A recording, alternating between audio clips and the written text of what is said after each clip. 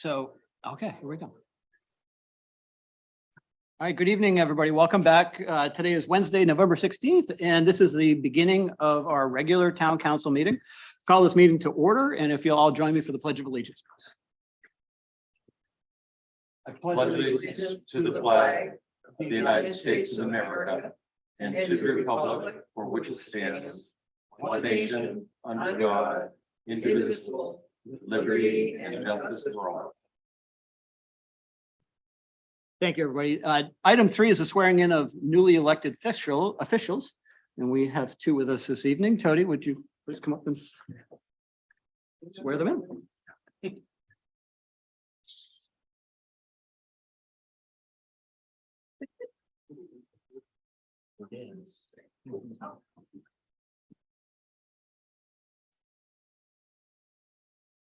Please raise your right hand and repeat after me. I, and please state your name, I, April Sider, do solemnly swear do solemnly swear that I will support the Constitution of the United States that I will support the Constitution of the United States and of this state, and of this state, so long as I shall so long as I shall continue a citizen thereof. continue a citizen thereof. I, and please state your name, I, April Sider, do swear do swear that I will faithfully discharge that I will faithfully discharge the best of my abilities, the best of my abilities the duties incumbent upon me duties incumbent upon me as a member of the Scarborough Town Council, as a member of the Scarborough Town Council, according to the Constitution and the laws of the state according to the Constitution and the laws of the state and the Charter of the Town of Scarborough. and the Charter of the Town of Scarborough.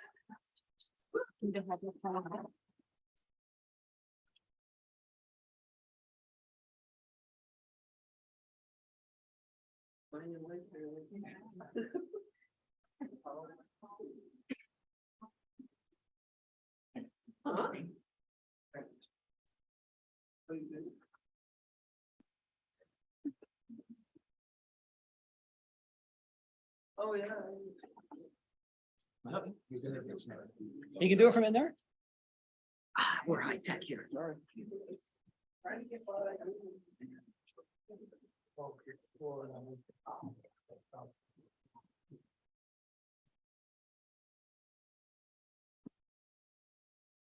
Okay. Well, congratulations, everybody. Next is order number 22-108, act on the request for nominations and election of a new town council chair. I'd like to open this with a nomination of my own. I'd like to nominate Councilor John Anderson for the position of chair. Do you have a second? Any discussion? All those in favor, please raise your hand. Let the record show that it's unanimous. Thank you. Congratulations.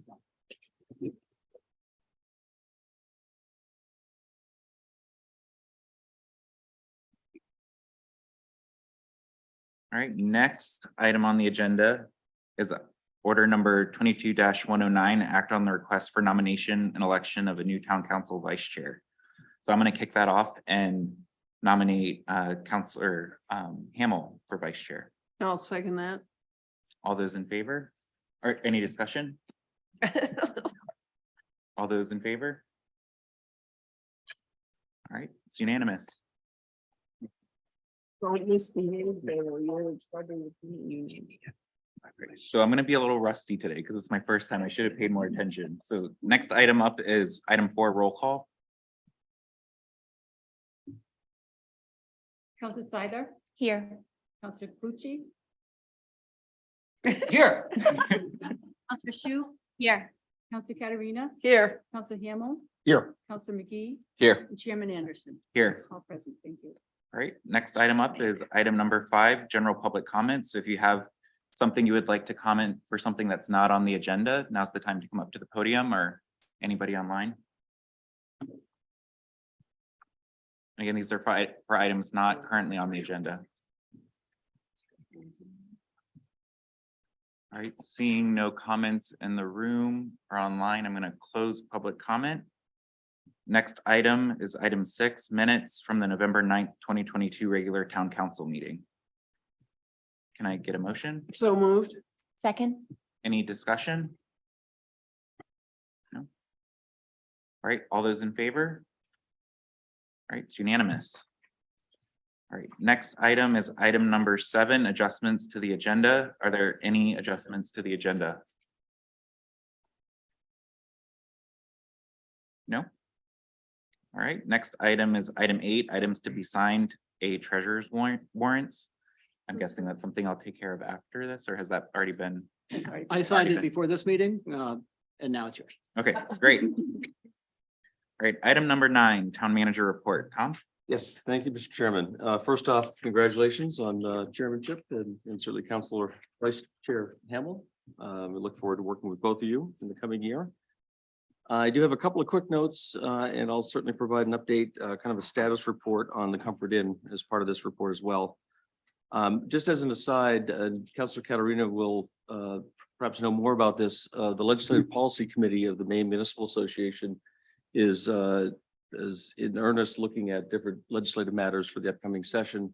One of the big points of conversation is one of the bills passed in last session. This is this so-called tax freeze, LD 290. One of the things that the LPC has asked assessors to do is to estimate the kind of administrative costs so far to administer this program, which is brand new. And our assessor has estimated that he and his staff have put in about 560 hours in processing applications and meeting with residents and answering questions. They processed just over 1,600 applications for that program. And it comes down to about $15 per application, if you will. So that's just to administer the program. And as currently written, there needs to be an annual application. So there certainly are costs associated with this. So we provided that information to the LPC. I'm not sure how or if at all it will be used, but I thought I'd just share that since we had it. I foreshadowed last meeting, and it is a bit strange. We met just 7 days ago, so not much has changed since, but I am pleased to provide some details regarding our new finance director. We've extended an offer and that has been accepted. The new finance director is Norman Kildow. Norman has significant private sector experience in the areas of accounting and auditing. For the last 18 years, however, he's worked in the public sector for the city of Tulsa, Oklahoma, in various progressively responsible positions. And for the last 5 years, he's been actually the controller for the city of Tulsa. Just a little bit of context, Tulsa is about 400,000 people. It's in the top 50 largest communities in the country. So he has a lot of terrific skills. Included in that, his current position, the areas of accounts payable and receivable, payroll, accounting and capital assets all report to him as controller. He is a longstanding member of the debt issuance team, is the liaison with their auditors, and he's fluent with our financial software Munis. So beyond that, Norman is a CPA, also a certified financial officer. So very pleased to get Norman on board. He's got some logistical challenges. He has a wife and 2 boys that he needs to find a way to get here and himself. So we expect the start date will probably around the first of the year, in all honesty. And we need to be respectful of some of those personal needs that he has. So again, very excited to have Norman on board. As regards to the Comfort Inn, again, we just met a week ago, so there's not been a tremendous amount of updates. I did provide the council an update that was received from attorney Greg Braun regarding kind of their progress on the transition plan. And I'll paraphrase what was provided to council. He advises that as of the 13th of this month, all guests have been served with the proper paperwork, the so-called notice to quit. He also reports that 23 of the 69 rooms are currently vacant, and there's a number of key milestones coming up, some this week and some early in December, that will keep progressing toward that transition plan that they reviewed with council. And so for all intents and purposes, it looks as though the transition plan is being executed pretty much on schedule. And I do expect there'll be several current guests of the Comfort Inn that may end up lingering a bit longer than the first of the year. I think there's some unique and extenuating circumstances that shouldn't be a surprise, and I think need to be respected and worked with. In terms of inspection, the fire chief appeared before you a week ago and advised a growing concern on his part about some of the condition of particular rooms, not all, but a handful. I think he noted 7 or 8 in his last inspection. He is coordinating with folks at the Cumberland County level to assist him in a reinspection that will occur sometime just after Thanksgiving. I don't have a date certain yet, but that is in the works. In terms of compliance with conditions the council placed on the innkeeper, as advised last week, the social service support services were discontinued about 2 weeks ago. And that was coincident with the knowledge that the ERA funding was not extended. We've been considering options to really provide for additional supports to the residents at the Comfort Inn. We've inquired to the Opportunity Alliance about ability to potentially contract with them for additional continued services. Those conversations are ongoing. Beyond that, we have very limited capacity, as I think you've heard through our own resources. But Lauren Dembski Martin and our General Assistance Officer have been in touch with most, if not all, of the current residents and will continue to do the best they possibly can. We do expect that there are some additional ARPA monies that could be used to offset some additional costs if we find ourselves wanting to provide social service support. But I really want to try to continue to work with the innkeeper to see that he provides those. I think that's the expectation first and foremost. And I have certainly made aware that expectation aware to the attorney at this point. With respect to security on site, that was another condition imposed by the council. The current program is going to be changing. The innkeeper has asked for kind of a modified approach as opposed to the level of on-site support that's been provided for the last several months. They're looking to go down to 4 days a week, and coverage on site would be from 7 p.m. to 1 a.m. And then there'll be random checks for the other days between the hours of 4 p.m. and 6 a.m.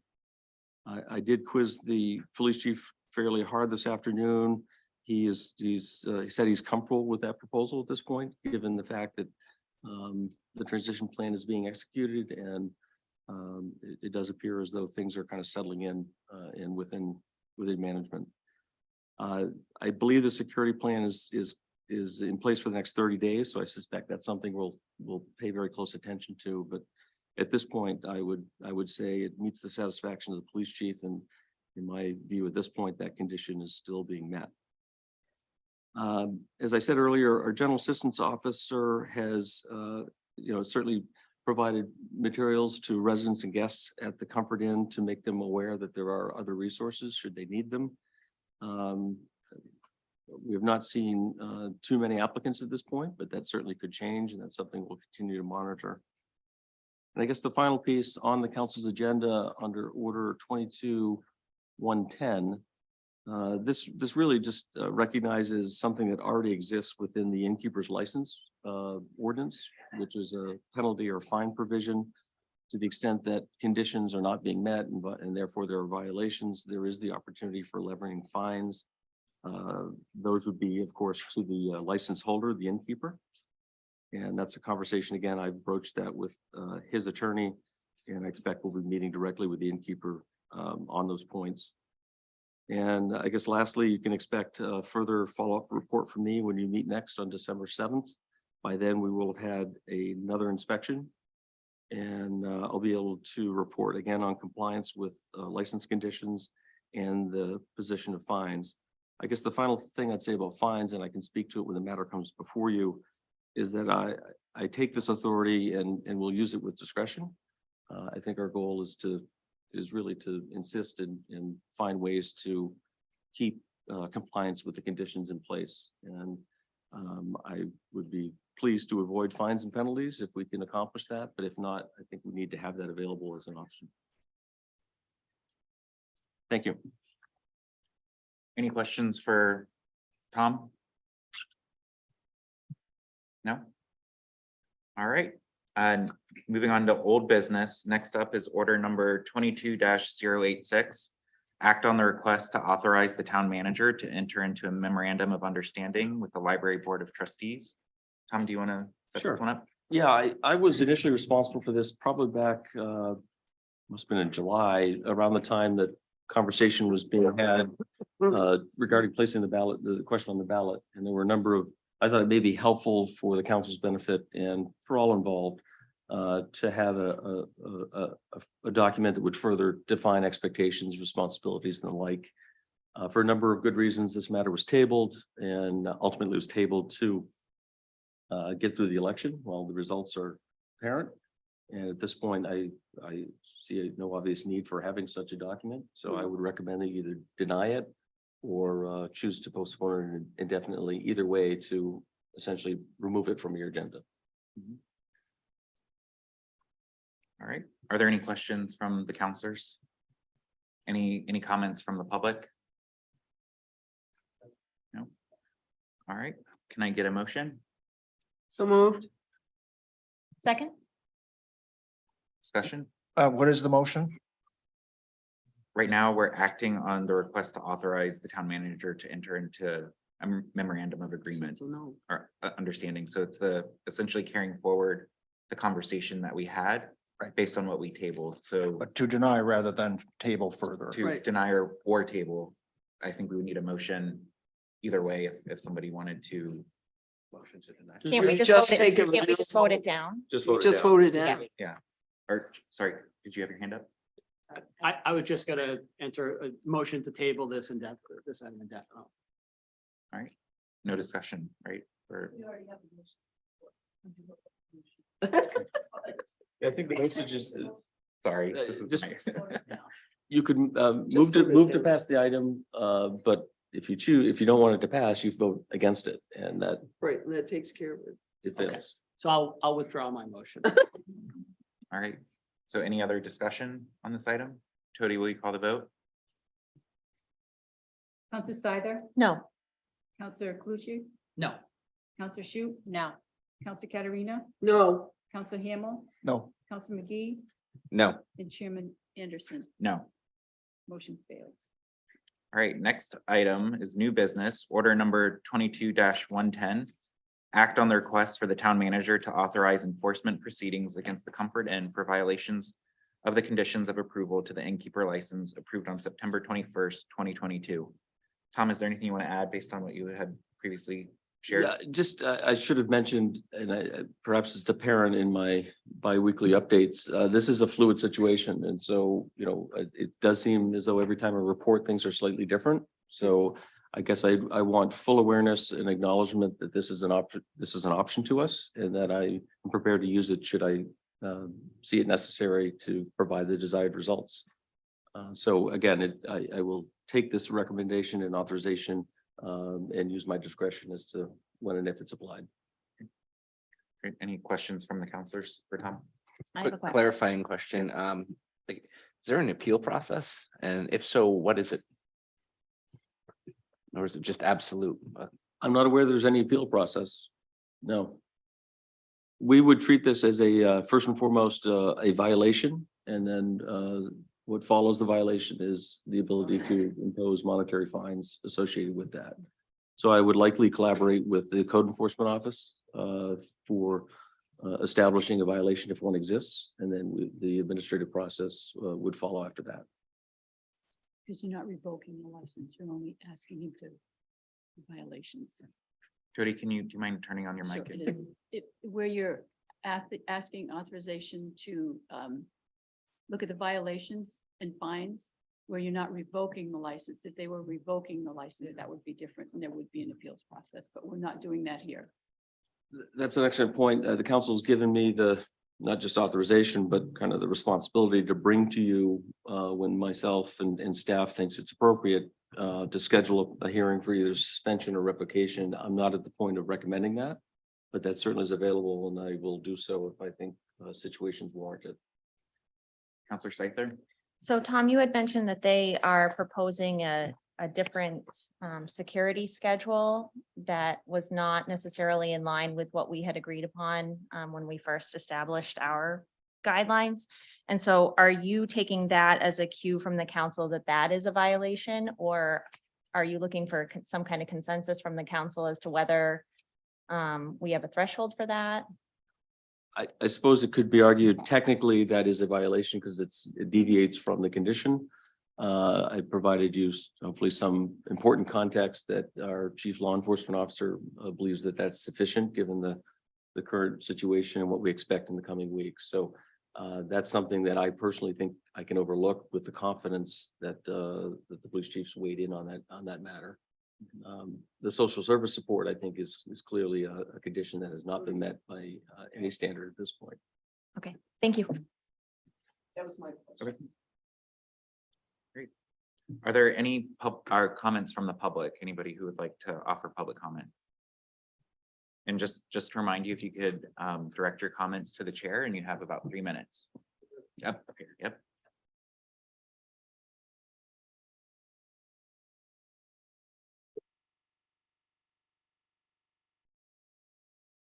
My name is Orlando Perez.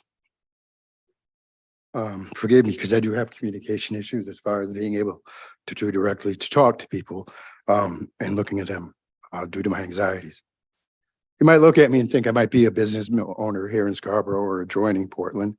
You might think I'm an entrepreneur or maybe an up and coming young professional.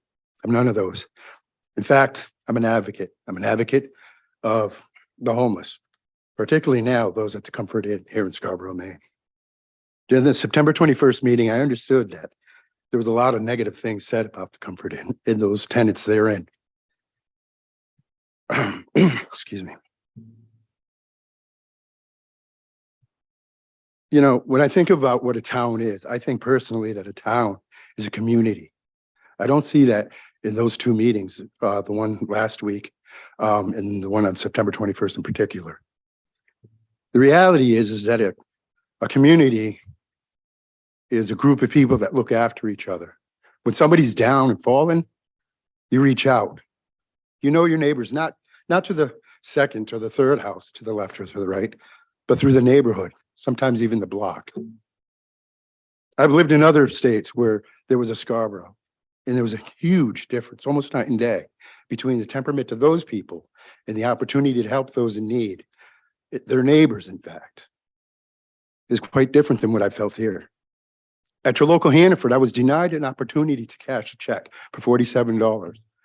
When repeatedly asking why they were doing so, I received no answer. Just, we're not doing it. I was dressed a little bit differently. That I admit. But the reality is that I was so offended, so upset, felt so belittled that I called and I made a complaint, because in today's age of that, see something, say something, that's paramount today, is it not? Do you not feel it every day in your own lives? Especially in this time where we're just now getting to the rough edges of COVID. Never before has this country pulled together. And it shames me to think that I feel like an outcast in your town. I go to my local Irving and I try to use my food stamps, and I can see the disgust in their face. It is a small town, your town, Scarborough. In fact, that Irving is a neighborhood hub. They know every trucker, they know every business, most of them by first name, but they don't know any of our first names. Those people that live at the Comfort Inn. You have updates often, do you not, about how things are progressing at the Comfort Inn?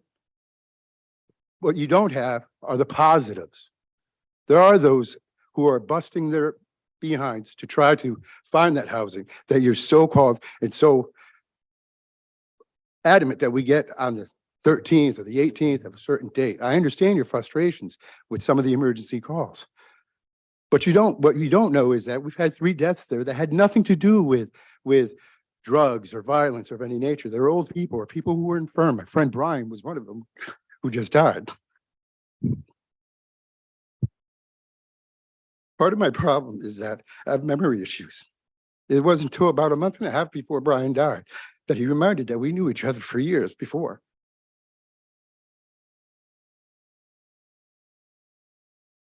There's so much good in that hotel that isn't brought up in these reports. What isn't brought up in these reports is that I myself sat in a committee in Portland on a city hall matter to passing a referendum that says no landlord could stop an applicant simply because of a voucher.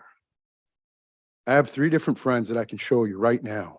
They're not here, they're not present, but I can give their name, but simply for their privacy, I won't.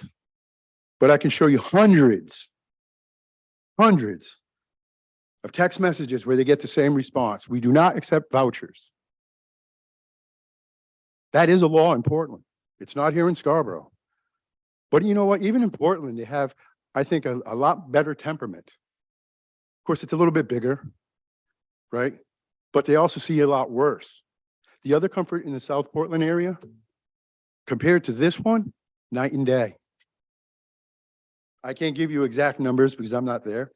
I can't give you exact numbers because I don't have ties into there. But what I do know is that Raja Kaur, the owner of this establishment in your town, is one of the nicest people I've ever met, with a heart bigger than you could possibly imagine. Did he come here promising that he would be turning over $1.2 million to the town in profits or taxes? No, he didn't. I don't know. I hope not, especially this past year. But the reality is this: that man is not only a business owner, but he's a business owner who opens his heart, who took an opportunity and at the same time opened his heart to those less fortunate to him. Did he make a little bit? Probably. But who doesn't today, right? But the reality is that Mr. Kaur has put some of us to work. Made repairs to that hotel that would have cost him hundreds at a lesser scale. But you know what? The work was done. He was grateful and both sides were pleased. Sir, I'm gonna have I to ask you understand. to wrap up if you don't mind. What I would like you to consider is, instead of not knowing your neighbors, before you make some kind of vote or decide on something really crucial, think about what the impact is on the individuals, especially those with children. We are not currently getting food there. There are a couple families there with children under than 2 who aren't being fed. The police station was called, the liaison. Nothing was done. I just thought you might be aware of that. Thank you for your time. I appreciate it. Thank you, and my condolences for your recent loss. All right. Can I get a motion? Anybody else in the public? Oh,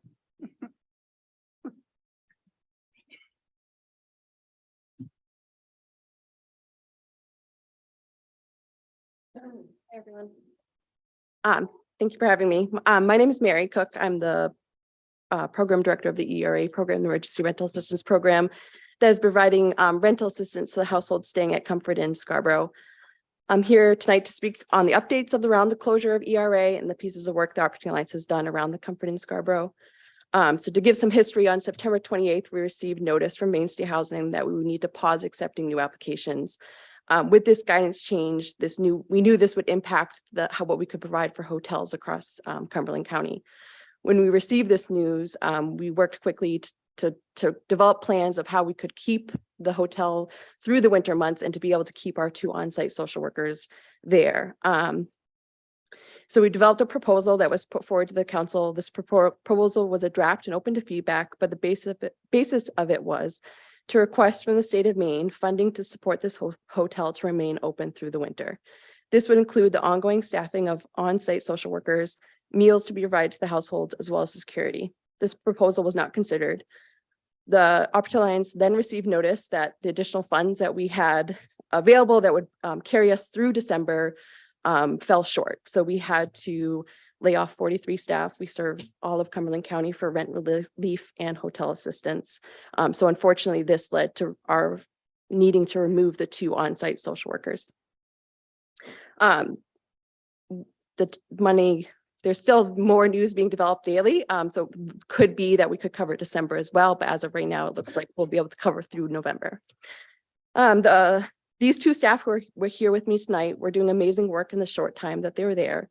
They were able to set people up with case management, necessary community resources, and working on long-term housing. They developed strong relationships with the guests of the hotel.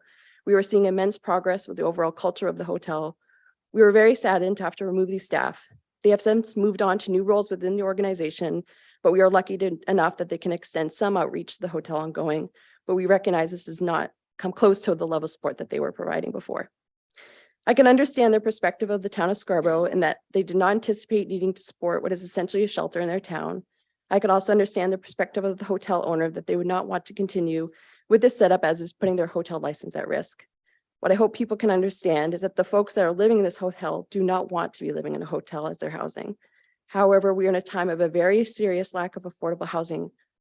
I can say definitively that there is not a plan for these folks if they are displaced from this hotel. The surrounding communities and across the state of Maine, we are seeing a drastic increase of unsheltered homelessness, and the shelters are far overburdened. There are hundreds of households that are at risk of displacements due to the closure of ERA. We are anticipating that the households displaced from the Comfort Inn will be forced in even more unsafe living conditions or unsheltered homelessness. I'm just here tonight to ask the council to be a part of the solution, to consider working with the Comfort Inn Scarborough to develop a proposal to put forward to the state of Maine to request funding to keep this hotel open through the winter months. And TOA would be a part of that solution as well. I understand that there's a lot to ask and a lot of unknowns. I wish that I could speak to what the long-term solutions are around housing in the state of Maine, especially for the people who are living in this hotel. It is unfortunate that we're in a situation of working month to month of keeping people in shelter. But this is real human lives that are being impacted, and they are having to brace themselves every month to be displaced outside. This is not easy work to be done, and there are going to be challenges and conflicts along the way, but we have a responsibility as a society to ensure all people have access to shelter, and they're preventing anyone from facing a winter in Maine. I thank you for your time. Is there any other person in the audience or online who would like to offer public comment? No? All right, with that, I will close public comment. Can I get a motion? So moved. Second. All right, discussion? Counselor Katarina? Yeah, I wish that it would be nice. It's hopeful if the state would shake out some money. But again, you know, we're dealing with what we're dealing with at the moment. My goal is that get the owner to at least pay for social workers in particular, to stick with these folks. In the interim, the owners made a lot of money from ARPA funds. I had an opportunity to have folks in a hotel that otherwise would have been vacant. And it's the right thing for him or his group to do. So I strongly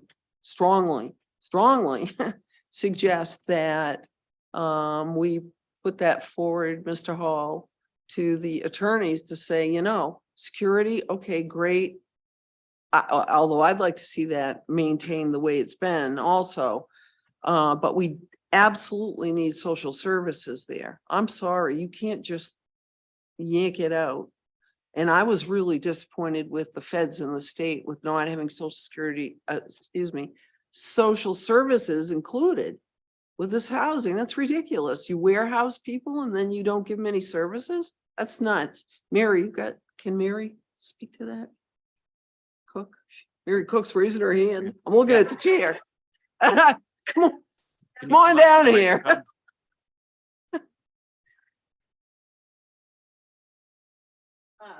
I just want to clarify that was funding. These two positions were funded by this program.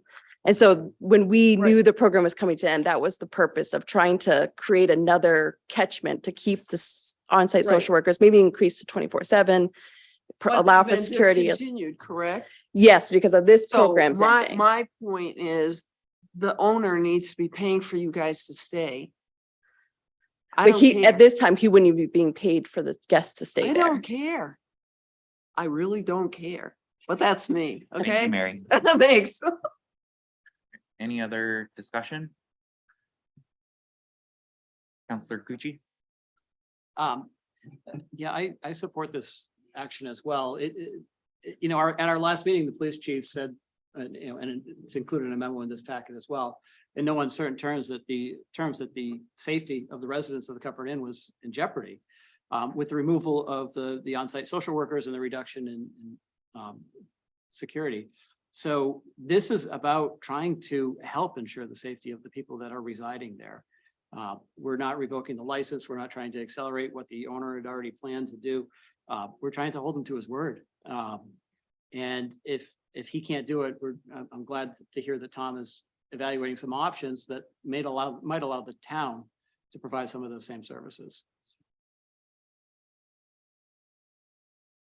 Counselor Scyther? Yeah, I also support this because I view this as the way that the council can and should support the residents that are currently living in the hotel. Without our ability to levy these fees or authorize Tom to do that. The owner has shown that he is no longer going to provide a certain level of service to the residents. And I think that that's where the council can exercise our authority and hold him to an agreement that we had established months ago. I just want us as a council to keep a continued focus on the fact that we do serve the residents of this hotel and this establishment and that we are dedicated to continuing to provide services to them. I would also, at some point, Tom, like to be able to address the fact that they're not getting meals. Yeah. If there's something that we can do, I would like that addressed.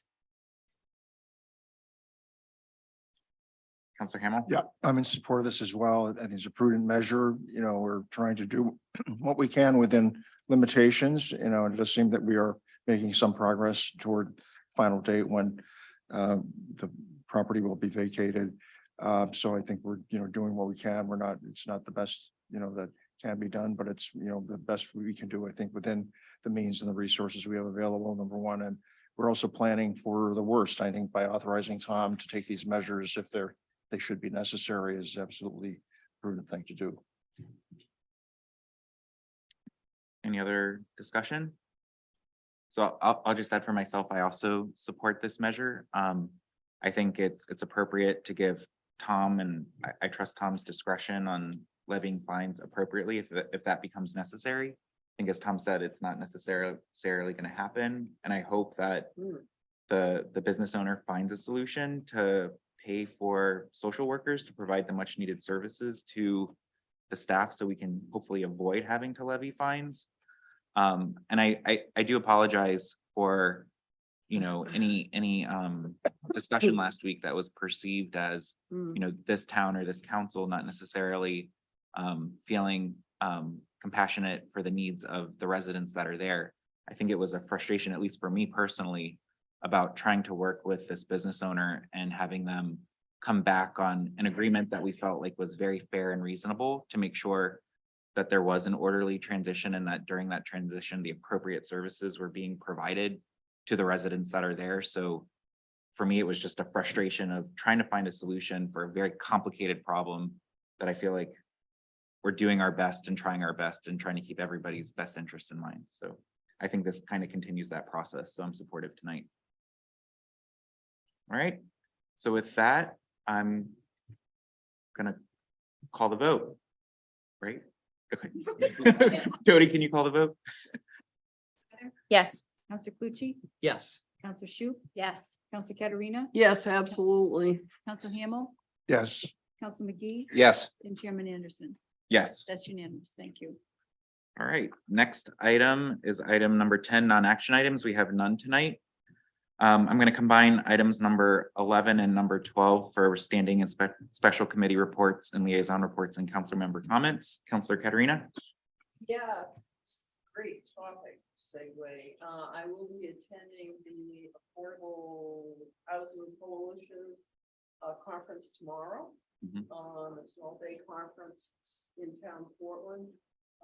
I'm sorry. And I will bring back, you know, information and whatever. There'll be legislators there reporting on, you know, what's upcoming.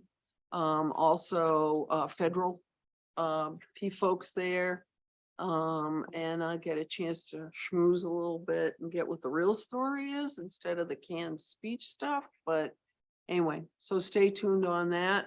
Also, the Legislative Policy Committee,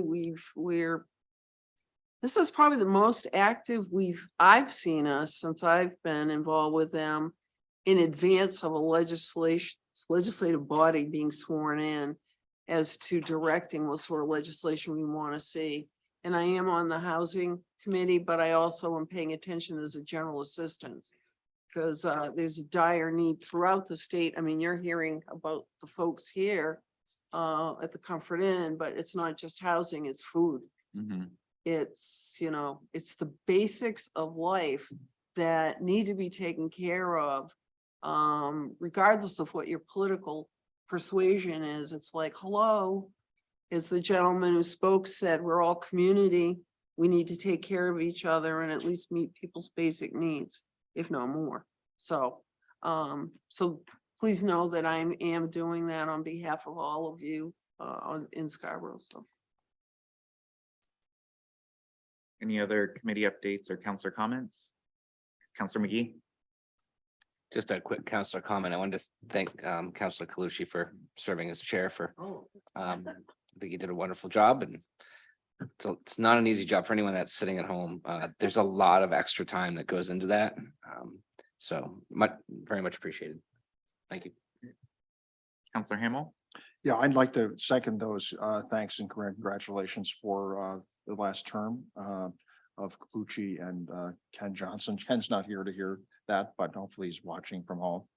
And I did have one quick update for Coastal Waters and Harbor Committee. We met last Tuesday. There's an interest in trying to get our arms around some baseline water testing.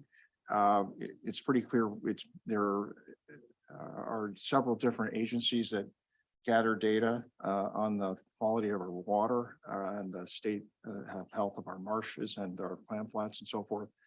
So, and those includes the sanitary district maintains their own data. DMR collects data, and also Todd Souza collects data on E. coli to ensure that safe beaches. So there's an interest on the part of that committee and also the sustainability and conservation committees to try to get a baseline, a better handle on what's happening and or more appropriately and what's not as it relates to the health of our waterways and our marshes.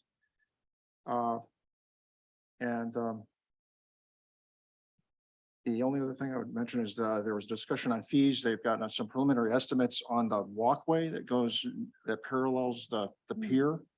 And they were doing the same estimate for the pier as well as the crane on the pier, and those will be large numbers. But even for the walkway, there is a range of 50,000 to 500,000 for bringing up to speed or bringing up to code for the low number and replacing the walkway next to the pier. So there was a day not that long ago when there was only a walkway to the water. So those things will be forthcoming and could be potential. And I'm, taking a breath while I say this, potential, capital improvement numbers associated with those. So just to kind of get that out there early. Great. Thank you. Counselor Seifer? Finance Committee met yesterday. We took care of some housekeeping items. One of the things that Counselor Clucci had actually brought attention to was that we had a number of bonds that were unspent, that were authorized. And so Ruth was kind enough to go through the lengthy list and pull together a list for the Finance Committee review of those bonds that no longer require, they're unspent, they're not going to require authorization. The authorization is being removed. There it is. And so that recommendation will be coming from the Finance Committee to the full council at our next meeting. We also began our review of the fiscal policy. And so whoever sits in my seat as finance chair when we reorganize, you're welcome for that task. We've started, but there's a lot of work there to do. Good work, but it's a large task. And then the only other thing, as everybody knows, I'm the liaison to the Conservation Commission and to sustainability. And I personally am really committed to conservation efforts in Scarborough. And so I wanted to make everyone aware of an event that's happening at the library tomorrow evening for residents who may be interested in knowing their options around conserving their land or property that they own. And like I said, that's taking place at the library tomorrow night at 7:00. I had a quick question for the chair of the Finance Committee, just a quick one. So Yes, this sir. extinguishing of those debt amounts, is there any accounting impact favorably or unfavorably or none? Sorry, yeah. Wishful thinking. Thought it sounded like found money, so. No. No. All right, on my side, we had the comms committee this week, and in terms of the next Counselor Corner Live, we didn't necessarily pick a specific topic, but we were kind of debating maybe doing a joint one with the school board around the school, or potentially doing something around the GMO. So still undecided, but that will come forward, I guess, in the future about the next Counselor Corner Live topic. We as well also had a good brainstorming of a lot of new things that the committee could take on next year. That will be a good handoff to the new committee members to consider or shape or throw out or do whatever they would like with it, but some good brainstorming coming out of there. I do want to thank Counselor Clucci, former Chairman Clucci, for all of his work last year leading this council and helping us navigate some pretty big things. You shared with us an email that was a really great summary of all the stuff we accomplished as a council last year. So I really appreciated your leadership during that time. I want to congratulate Counselor Shoup and Counselor Seither for 3 years on the town council, partnering with us over the next year. Congratulate Counselor Hamel for vice chair, and thank you all for nominating me and having me step up into this role. And I trust that all of you will keep me honest and keep me on track even tonight, correcting me when I made some rookie mistakes that you think after being here for 2 years, you kind of had memorized, but it's much harder. You made it look very simple, Counselor Clucci, so thank you. Nick and I also did meet today to talk about the GMO path forward. You know, we had a good conversation again with Tom, Karen from Sedco, and Autumn Spear, the planning director. Again, that's our kind of our core Tiger team that we meet monthly just to kind of keep ourselves on task, knowing that April's really right around the corner.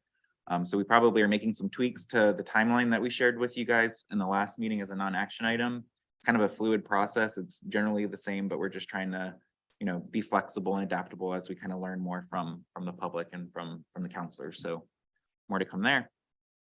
Last is, you know, committee assignments. So I'll be reaching out over the next week or so just to ask and inquire on both counselor committees and citizen committees where you guys have interest to see if we can get some consensus around where people want to serve next year. So look forward from a call from me. I'm also interested to hear anything specific around like starting the conversation for goals next year. If there's anything that you're super passionate about that you really want to make sure we bring to a future workshop or something around goal setting, I just want to kind of get that going so that we can start those conversations as soon as possible. So that's all I have. Next item, if there's nothing else, is adjournment. Can I get a motion? So moved. Second. All those in favor? It's unanimous. All right, thank you, everyone.